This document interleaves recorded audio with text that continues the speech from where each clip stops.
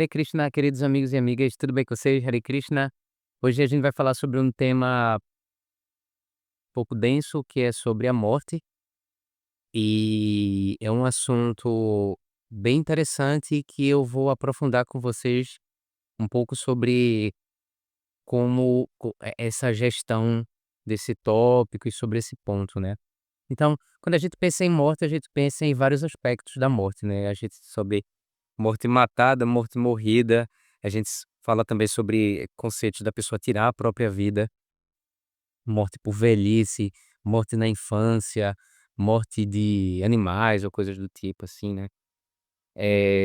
Então, inclusive, eu tô falando esse tema, porque a minha cachorrinha aqui, Kika, ela morreu, recentemente, né, próximo, assim, da gravação desse vídeo. E aí eu achei interessante falar sobre isso, né. Então, é óbvio que existe um abismo, né, entre na nossa relação, né, enquanto animais que morrem e pessoas que morrem, mas eu quero falar da morte como um todo, porque eu acredito que é um tema que engloba as entidades vivas como um todo, né. Então, eh, tem um ponto muito interessante que é uma verdade que todos falam, né, que a morte é a única verdade inevitável, né, que é, enfim, não importa o que aconteça, a morte sempre vai chegar para aquele que está vivo.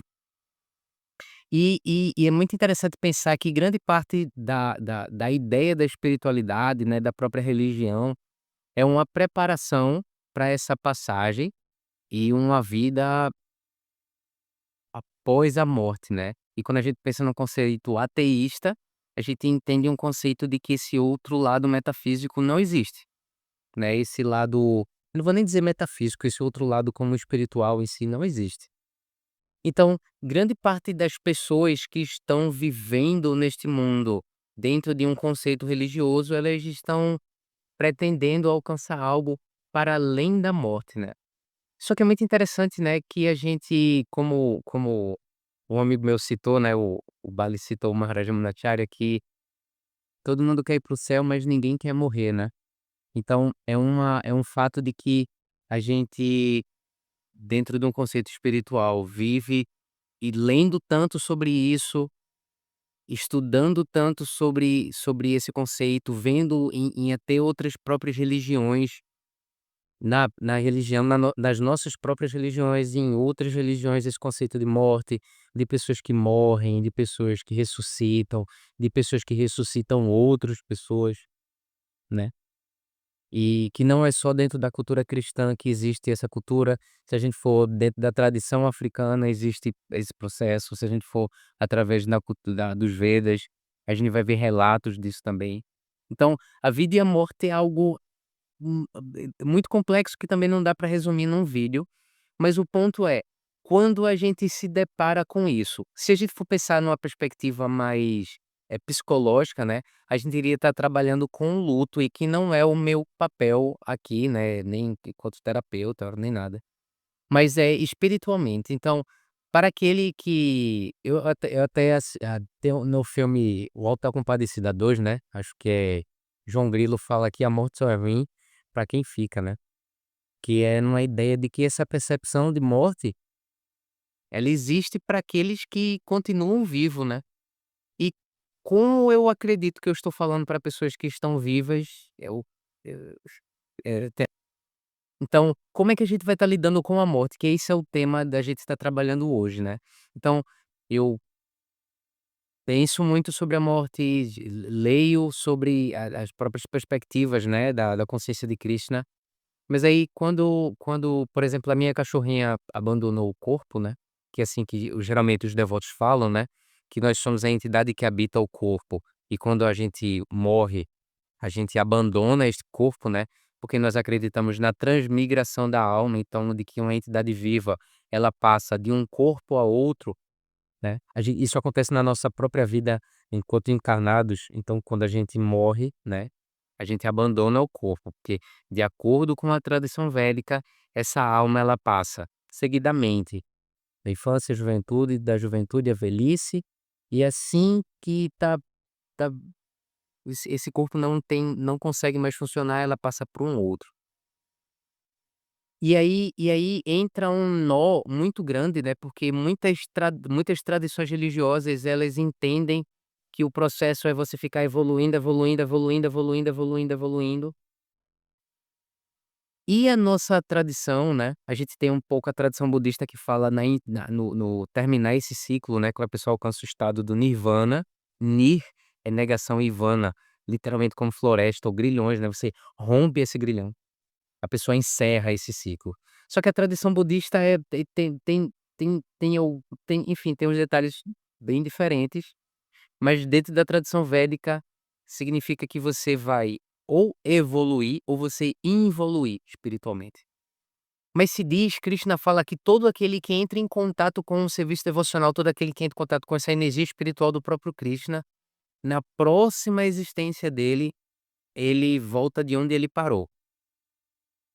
E aí, isso é algo muito interessante pra gente que é Hare Krishna, que isso inclusive é um grande mote de pregação nosso, né. Não que a gente prega sobre isso, mas nos inspira a pregar, porque independente das pessoas, se elas tiverem acesso muito pouco à consciência espiritual de Krishna, mesmo que ela não dê continuidade, mas isso tá presente dentro da atmosfera que aquela alma.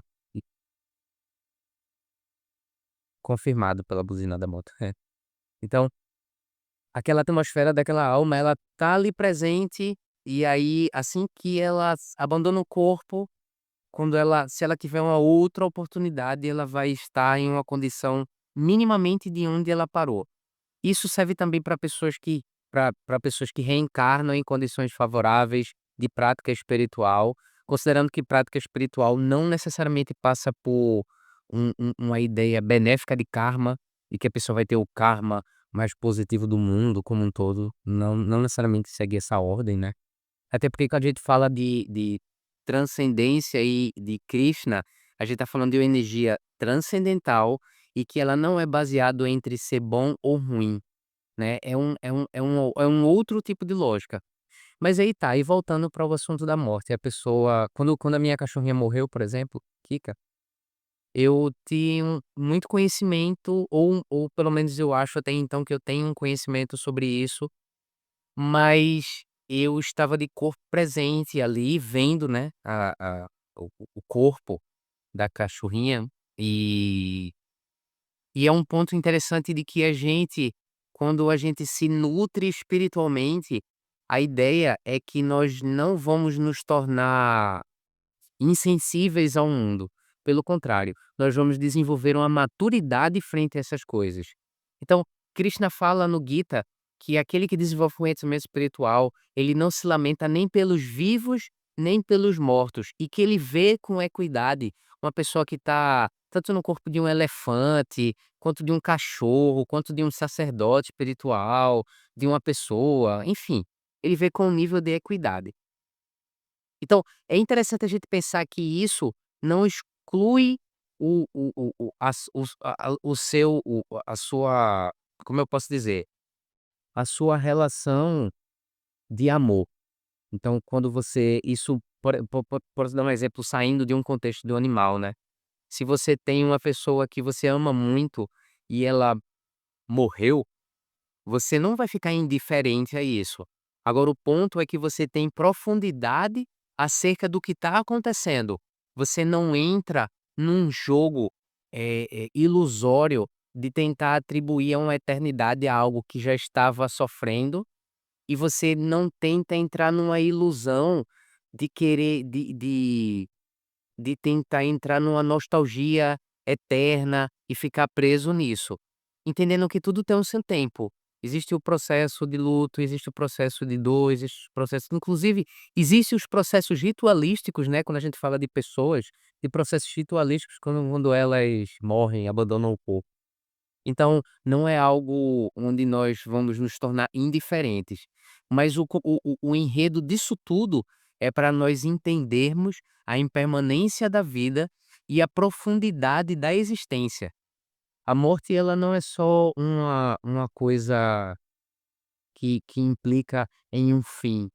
Para aqueles que estão vivos, ela pode ter um ensinamento por trás trazendo uma própria finitude nas nossas ações materiais, então para que tanto sofrimento em coisas que não vão nos levar a nada, e qual a continuidade disso, né. Porque o corpo, ele continua, só que ele vai entrando em outros estados da matéria, né.